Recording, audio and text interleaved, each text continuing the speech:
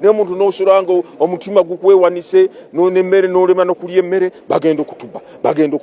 bwe tutabeerawo ku polling station batubye tulina okubeerawo ssebo ogenda kufa pressure ya bwereere amateeka galambise bulungi ebintu naye okujjako abantu ba Uganda tebasoma amateeka naye n'olya omuntu n'ayimira ku muzindaalo n'atandika kwogera bitakwatagana amateeka nga n'ogamba kakati asooka ssoma etteeka ligamba litya tubagamba mwagala kalu ak'emirembe mwagala kalu k'amazima n'obwenkanya ssebo nnyabo ffe bwetu amateeka tumanyi gagamba nti osobola kuyimira mita 20 kuva ku polisi tukimanyi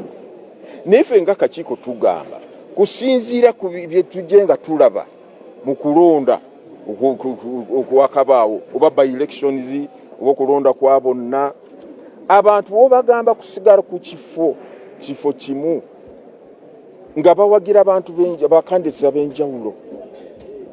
okumala essaawa 5 oba 6 bali mu kifo kimu sebo osobola okukakasa nti teri kigenda kubalukawo wakati w'abantu bano onoobakuumya otya nga tebatandise okubagana empawo kyandibadde kirungi muddeyo waka dene ebiseera by'okubala obululu musobola okujja mulabe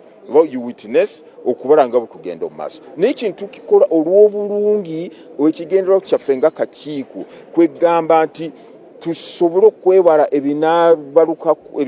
ebisobola okubalukako ne byonoona biki ebigenda mu maaso oba ne bitiisa abalonzi bamu obutajja kulonda sigamba nti tulina ekigendererwa kyakubira kalulu oba kyakukola ki ba agents ssebo nnyabo we bali ate abo bakkirizibwa kubeera munda wali ku polling station